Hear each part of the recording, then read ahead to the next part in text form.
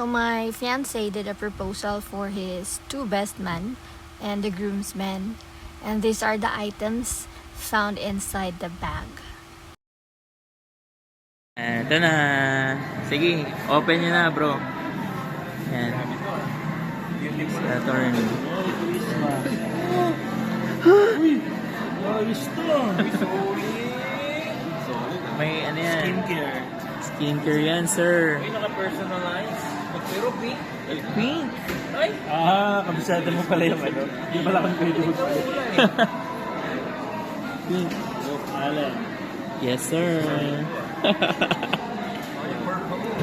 Purple. So, yan Very po. shudets.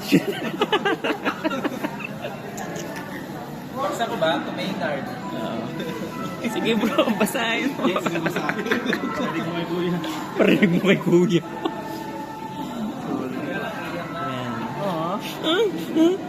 Yan. Sige. Surprise to. Yan. So, kung anong kulay niyan bro, yan na yung magiging damit mo.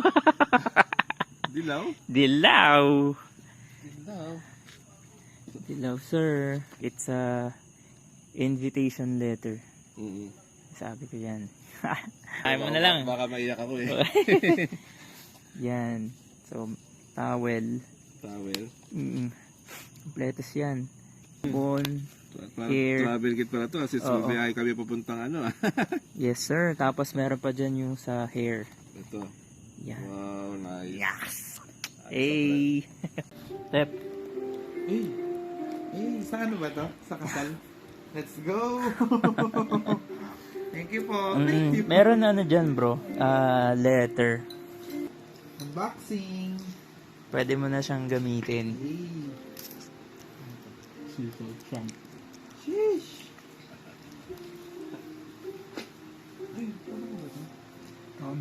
Ay, hindi. Yung kapag mong ginaganon-ganon. Yung pala yun. Unboxing. Uy, mousepad. Di ba walang ano yan? Walang nakalagay. Yung shades kasi na pag-mix namin. So yun. Ito yung letter. Ayan yung letter. Mamaya ko na to. Now na bro. Ngayon na ba to? Teka lang. Ikaw bala kung gusto mong basahin out loud or sagutin yung question sa harap. Merong question dyan sa harap eh. Dito ba? Sige, basahin natin. She made me do this. Will you be my groomsman?